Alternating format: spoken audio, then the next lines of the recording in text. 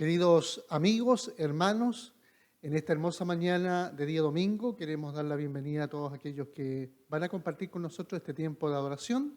Así que le invitamos a prepararse y vamos a tener una oración. Padre Celestial, te damos gracias por la oportunidad que nos regalas de reunirnos como tu pueblo, aunque ahora lo estamos haciendo desde nuestros hogares. Aún así estamos todos unidos compartiendo este tiempo para que podamos ser edificados, animados y fortalecidos por tu palabra, sobre todo en tiempos difíciles que como país y en el mundo se está viviendo. Pedimos tu bendición y tu guía en el nombre de Jesús. Amén.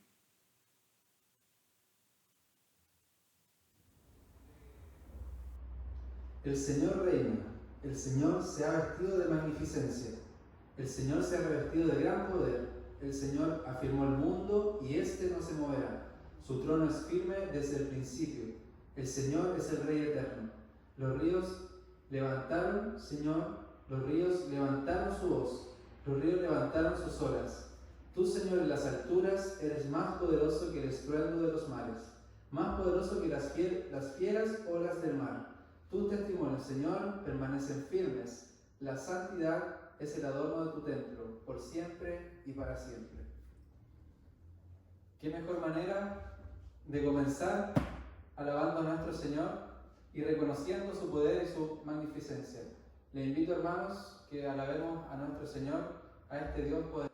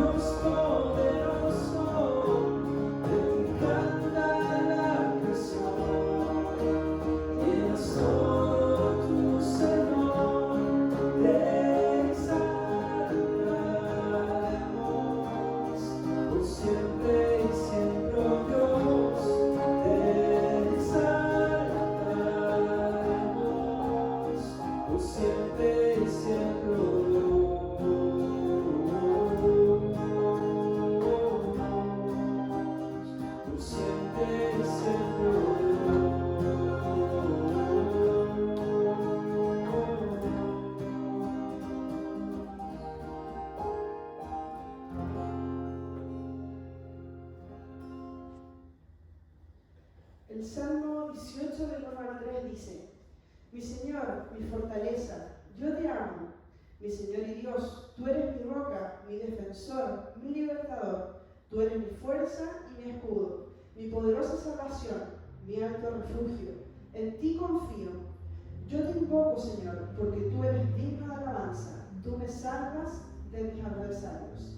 En este tiempo de angustia, de crisis en el que estamos, qué mejor que recordar estas verdades y poder descansar, confiar y refugiarnos en el Señor, que es nuestra fortaleza, nuestro defensor, nuestra roca eterna. Así que tengamos un tiempo de oración juntos, intercedamos por nuestro país, por lo que está sucediendo y por cada uno de nosotros. Oremos. Señor, te damos tantas gracias por el privilegio que es tenerte, Señor, tenerte cerca, Padre, poder confiar en ti, Señor, poder confiar en que tú estás con nosotros, Señor, estás siempre presente en nuestra fortaleza, Padre. Te damos gracias, Señor, porque tú estás acá, Señor, tú nos escuchas, Señor, y confiando en eso queremos pedirte, Padre, que tú consueles nuestro corazón, Señor, que tus palabras, Señor, se hagan vida en nuestros corazones, Señor. Te pedimos por todo lo que está pasando, Señor. Confiamos que tú tienes todo bajo control, Señor. Tú sabes lo que está pasando, tú sabes cuánto tiempo va a durar, Señor, y también nos pones pruebas para nuestra vida, Señor. Te pido que estas pruebas, Señor, no nos bajen la confianza en ti, sino más bien que nos ayuden a poder estar arraigados a ti, Señor. Ayúdanos a poder confiar, a creer que tú eres la fortaleza, a creer que tú eres el resguardo y a creer que tú eres lo mejor que nosotros tenemos en estos tiempos de dificultades y de sufrimiento, Señor. En ti confiamos, en el nombre de tu Santo Hijo. Amén, Señor.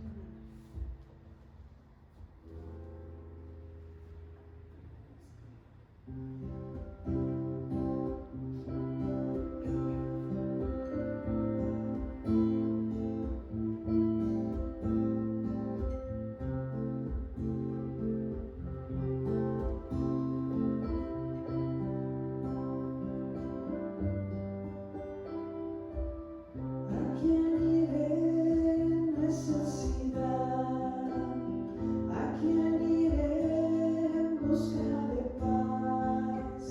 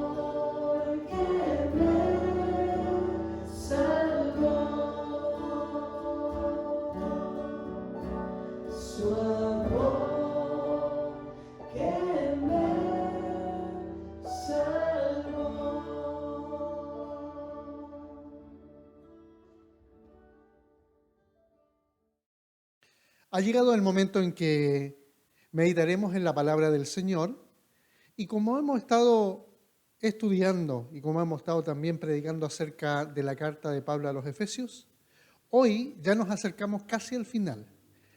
Hoy estaremos meditando en Efesios capítulo 5, versículos 21 al capítulo 6, versículo 9. Este pasaje es la enseñanza del apóstol Pablo a la iglesia en términos de sus relaciones humanas que ellos tienen cada día. Hay tres grupos a los cuales el apóstol comunica su enseñanza y aplica el evangelio de nuestro Señor Jesucristo. Porque una cosa es la teoría, lo que ellos han aprendido acerca de la grandeza y la gloria de Dios, pero otra cosa es aprender a aplicar estas cosas en la vida diaria. Hay un dicho que dice, otra cosa es con guitarra, es decir, no es lo mismo aprender, internalizar, conocer la enseñanza de la palabra de Dios que empezar a vivirla. Todos sabemos que es difícil, así que vamos a pedirle a Dios que nos ayude a entender su palabra, a comprenderla, pero lo más importante, a vivirla en todas nuestras relaciones. El título de este sermón es el siguiente: sométanse los unos a los otros por amor y respeto a Cristo. Lo digo de nuevo, sométanse los unos a los otros por amor y respeto a Cristo. Oremos.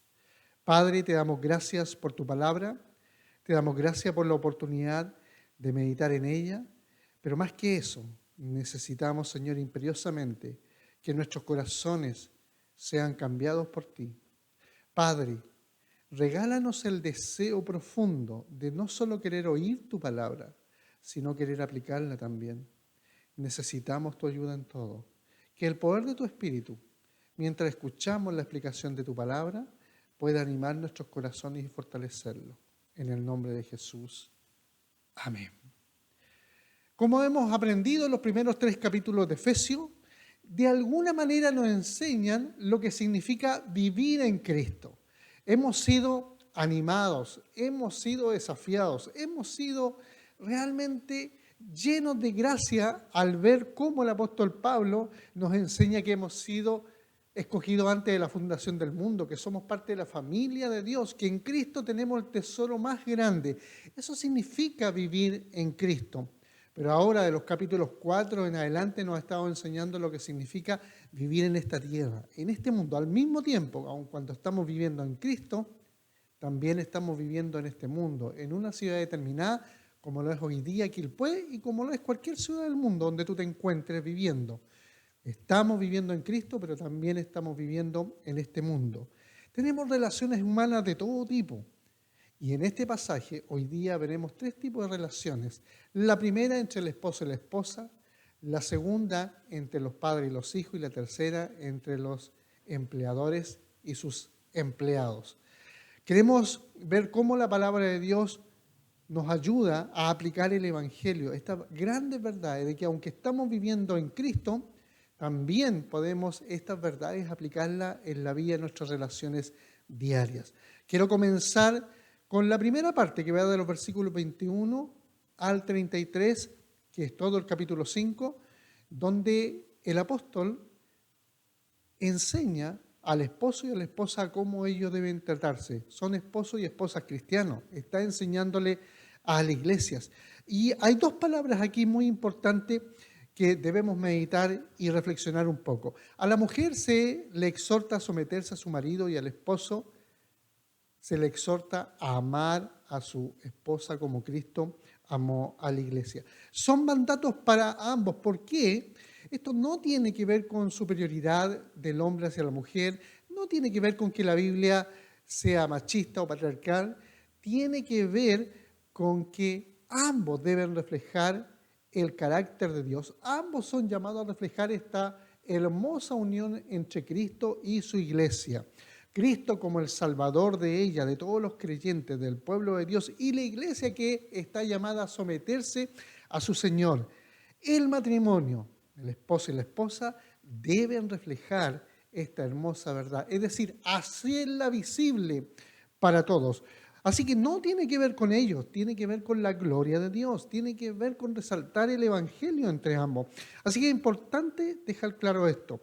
Lo segundo es que someterse tiene que ver con respetar, con honrar, no tiene que ver con una jefatura, tiene que ver más bien como voluntariamente en amor, así como nos sometemos a Cristo, también debemos someternos los unos a los otros, y en este caso la esposa es llamada a someterse a su esposo. ¿Por qué? Porque Dios instituyó al hombre por cabeza. ¿Qué significa cabeza? No significa autoridad para mandar, autoridad para satisfacer sus propias necesidades, más bien es una autoridad de liderazgo, alguien que representa a la familia. Dios ordenó las cosas así. ¿Y cómo se guía, cómo se lleva a cabo este rol de cabeza? El apóstol Pablo en estos pasajes lo deja muy, muy en claro, que el esposo debe amar a su esposa como Cristo amó a la iglesia. Por eso que necesitamos ir a la palabra de Dios, todos los hombres, para saber cómo Cristo amó a la iglesia. Y hemos aprendido muchas cosas en Efesios y en toda la Biblia. Una de ellas muy importante, lo dice aquí, que Cristo se entregó para purificarla. Somos llamados entonces los hombres no solo a cuidar, a sacrificarnos por la familia y por la esposa, sino que también debemos promover toda instancia de crecimiento, toda instancia para que nuestras esposas conozcan más del amor de Dios. No debemos ser obstáculo en su crecimiento, sino por el contrario, promover instancias para que conozcan más acerca del amor de Dios. Algunas preguntas, 2 preguntas tengo para compartir con ustedes que nos hagan pensar, especialmente a los hombres. Esposos, ¿promueves para tu esposa instancias de crecimiento en la fe? ¿Estás realmente preocupado por el bienestar de toda la familia? Y para la esposa, esposas, ¿animan a sus esposos o solo destacan las cosas difíciles que ellos hacen, los errores, sus faltas, sus pecados? ¿Lo animas para que él realmente siga por el camino correcto? Y si tienes un esposo que no es cristiano, ¿le sirves? ¿Lo honras? ¿Lo respetas igual? Somos llamados a hacerlo. Aquí no hay una diferencia entre un hombre cristiano y un hombre no cristiano. Tanto la mujer cristiana debe honrar a su esposo, no importa su condición espiritual. Más bien, como dice Pedro, espera que por la conducta de ella el esposo conozca al Señor. Así que un gran desafío para nosotros, los esposos y también las esposas, a que sigamos estas enseñanzas con la ayuda del Señor. El segundo grupo que el apóstol Pablo trata aquí son los padres y los hijos. Y es muy interesante lo que dice: hijos, obedezcan a vuestros padres en el Señor, porque esto es justo. Y cita uno de los 10 mandamientos: honra a tu padre y a tu madre, para que te vaya bien y para que tengas larga vida sobre la tierra. Y podríamos decir muchas cosas de esto, pero quiero destacar solo 3 de ellas. En primer lugar, que los hijos tienen un llamado a obedecer a sus padres, imitando incluso al Señor Jesucristo. Dios no le pide nada a nosotros que Cristo no haya hecho. Y en el caso del Señor Jesucristo, siendo el Dios de los cielos, el Hijo de Dios, lleno de sabiduría, aún Él se sometió a sus padres terrenales, que eran José y María. Esto no tiene que ver con que si los padres son realmente perfectos. Esto no tiene que ver si los padres realmente son inteligentes. Pudiera ser que no seamos tan inteligentes. De seguro no somos perfectos. Pero nada de esto es una razón para que los hijos no vivan sujetos y obedezcan a sus padres. Jesús lo hizo con José y María. Él mismo tenía muchas razones para predicar el Evangelio, para alejarse de ellos, para compartir las verdades de Dios y hablar con la gente. Sin embargo, la Biblia nos enseña que Jesús estuvo sujeto a sus padres mientras Él fue un niño. Así que debemos seguir el ejemplo del Señor Jesucristo. Él, que era el más grande de todos, que era el más sabio, se sometió, cuanto más los jóvenes. No hay ninguna razón para hacerlo. Lo segundo es que hay 2 buenas razones que Dios entrega, porque esto es justo, es correcto hacerlo, porque Dios lo determinó así. La guía de los padres, la experiencia, los años que hemos vivido no son en vanos. Hay mucho que podemos enseñarle a nuestros hijos y los hijos tienen que aprender. Y lo segundo es un mandamiento con promesa, para que te vaya bien en la vida. En verdad, honrar a nuestros padres, obedecerlos, implica para todos los jóvenes y para todos los niños la bendición de Dios. Está en el marco de la bendición de nuestro Padre Celestial. Y otra cosa que quiero destacar, que dice padres. Y no está hablando incluyendo al padre y la madre, como pudiéramos entenderlo. En verdad, la palabra en el original tiene que ver con el hombre. El padre hombre en la Biblia, la responsabilidad de guiar, educar e instruir a sus hijos está destinada a los padres. Por supuesto, la madre participa, pero hoy en día eso ni siquiera está en cuestionamiento. Las mujeres son las que participan totalmente en la educación de los hijos y en la crianza. Muchas veces son los padres los que descuidamos este rol. La Biblia no nos permite aquello. Los padres somos llamados a tener parte activa en la crianza de nuestros hijos. Y como padres no debemos provocar ira a nuestros hijos. Muchas veces no los criamos, pero sí los provocamos a ira. ¿Qué significa provocar a ira a los hijos? Bueno, ser inconsecuente es una de ellas. Es pedirle algo a ellos que nosotros no hacemos. Es tratarlos mal, ser indiferente, no preocuparnos por sus necesidades. En fin, podemos hacer una lista larga de lo que significa provocar a ira a nuestros hijos. Dice que debemos criarlo en la disciplina e instrucción del Señor. Y disciplina no como un castigo. La disciplina tiene más bien la idea de alguien que entrena a alguien para la vida, como un deportista tiene un entrenador y lo capacita y lo ayuda para que pueda desarrollar los potenciales que tiene a fin de vivir correctamente la vida a la cual se ha dedicado, sea futbolista, sea un gimnasta, el deporte que sea. Hay alguien que siempre lo va a estar entrenando. Los padres somos llamados a entrenar a nuestros hijos en la disciplina del Señor, no con nuestras enseñanzas que nos dio nuestra familia. Muchas de ellas pueden ser muy buenas, pero otras no. ¿Cuál es la norma que la Biblia nos entrega, que el apóstol Pablo dice? Es la disciplina y la instrucción del Señor. Es decir, es el evangelio de nuestro Señor Jesucristo, que debemos estar transmitiendo en palabras, en hechos. En todo lo que hacemos son grandes oportunidades. Pregunta para los hijos. Hijos, ¿honran a sus padres aún siendo adultos? Muy importante, porque aunque muchos de nosotros ya estamos casados, todavía tenemos padres. Yo tengo a mi madre y soy llamado a honrarla aún cuando estoy casado, aún cuando tengo hijos. No debo olvidarla. Ninguno de nosotros debemos olvidar a nuestros padres, aunque ya hemos salido incluso del hogar. Este es un mandamiento para siempre. Hoy en día, más que nada, estamos viendo cómo los adultos mayores son abandonados en este mundo por falta de amor. Conocemos muchos casos. Como iglesia, no debemos imitar al mundo, sino imitar a Dios. El gran amor de Dios nos ha alcanzado, por lo tanto, debemos amar a nuestros padres, aquellos que somos hijos, seguir honrándolos. Padres, ¿provocas a ir a tu hijo con tus palabras y acciones? Cuidémonos, porque muchas veces nuestros hijos guardan resentimientos, dolores, por causa de nuestras palabras y nuestras acciones. Como cristianos debemos mostrarle el Evangelio, debemos mostrarle que somos pecadores y por eso debemos arrepentirnos y pedirles perdón. Si no lo hacemos, estamos negando la fe que decimos creer. Disciplinar en el Señor o bajo tus propias opiniones. Si disciplinas a tu hijo y lo estás guiando, todos de alguna manera lo hacemos, influimos sobre nuestros hijos. ¿Cómo lo estamos haciendo? ¿Es la palabra de Dios la instrucción o las normas de este mundo que muchas veces se meten en nuestras vidas? Cuidémonos, preocupémonos de estudiar la palabra de Dios. Por último, el último grupo que aborda son las relaciones que en aquel entonces eran del jefe, ¿no es cierto?, del amo y el esclavo. Hoy día no tenemos ese tipo de relaciones tan estrechas y de esas características, pero sí todos seguimos trabajando y tenemos un jefe y también somos empleados. Y por lo tanto los principios que están aquí también hoy día están vigentes para nosotros.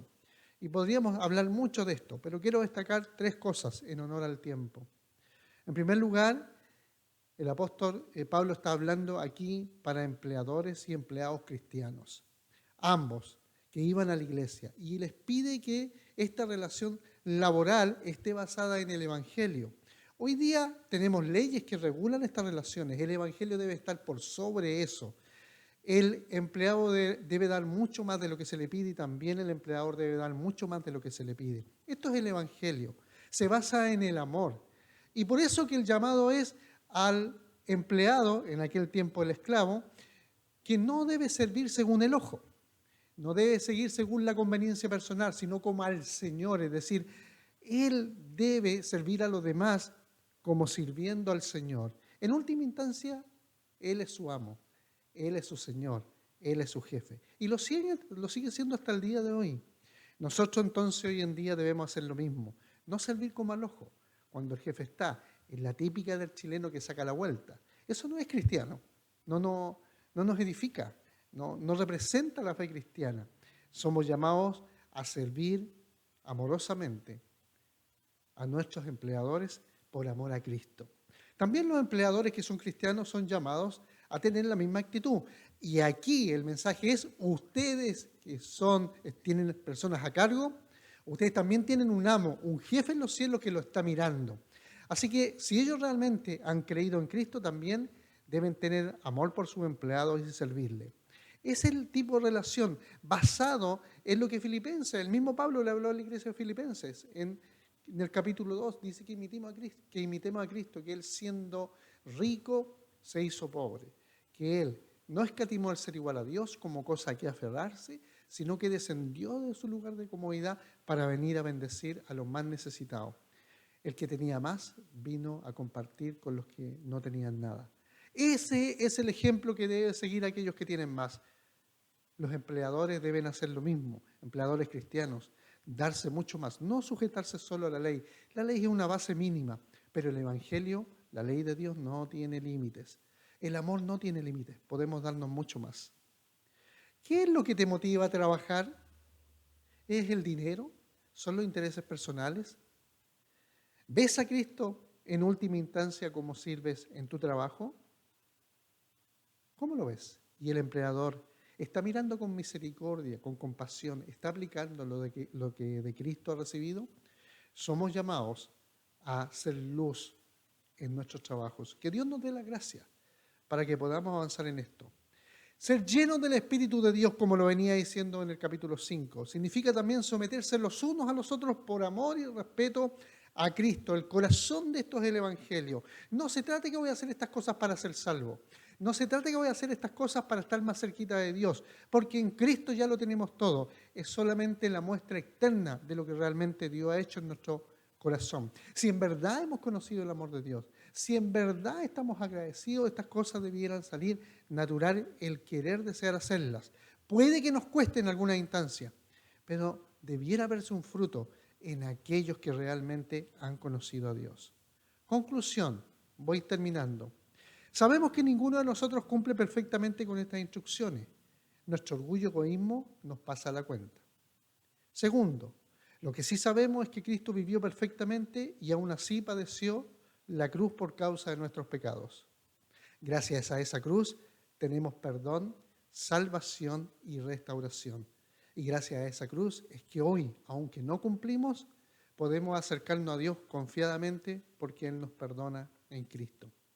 Por lo tanto, ¿qué debemos hacer? Es volvernos a Dios, rogar su perdón y pedirle su ayuda para que el Espíritu de Dios obre poderosamente en nuestros corazones y seamos transformados, a fin de que las áreas débiles puedan ser restauradas. Pregunta, ¿en qué áreas de tu vida necesitas crecer? ¿En cuál área te cuesta más? ¿En las relaciones laborales? ¿En las relaciones con tu esposa? ¿En las relaciones con tus hijos? ¿En cuál de todas ellas te cuesta más? ¿Te cuesta más honrar a Dios? ¿Provocas a ir a tus hijos? ¿Amas a tu esposa siguiendo el ejemplo de Cristo? ¿Honras a tu esposo? ¿Obedeces a tus padres? ¿Trabajas por amor al dinero o por honrar a Cristo? Oremos, pidamos a Dios que nos ayude. Padre, te rogamos que nos concedas la gracia de amar como Cristo amó a la iglesia. Danos la gracia del poder del Espíritu Santo para que podamos no solo desear estas cosas, sino tener el poder para cumplir tu palabra. En el nombre de Jesús. Amén. En nada seré avergonzado, sino que con toda confianza y como siempre, también ahora Cristo será magnificado en mi cuerpo, ya sea por vida o por muerte. porque para mí el vivir es Cristo y el morir es ganancia.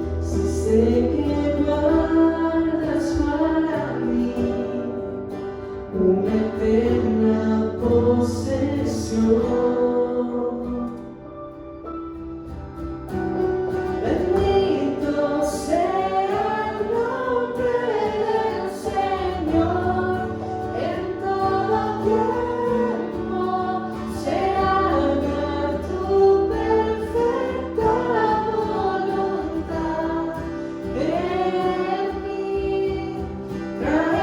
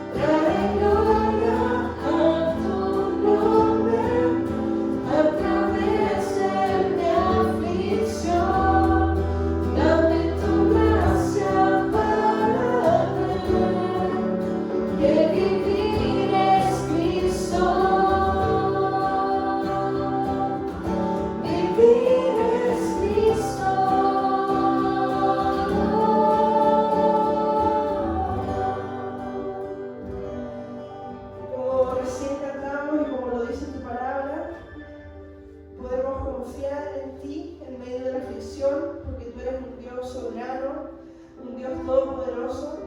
Podemos descansar en tu soberanía, en tu poder. Eres nuestro refugio en el tiempo de angustia y te damos gracias, Señor, por eso.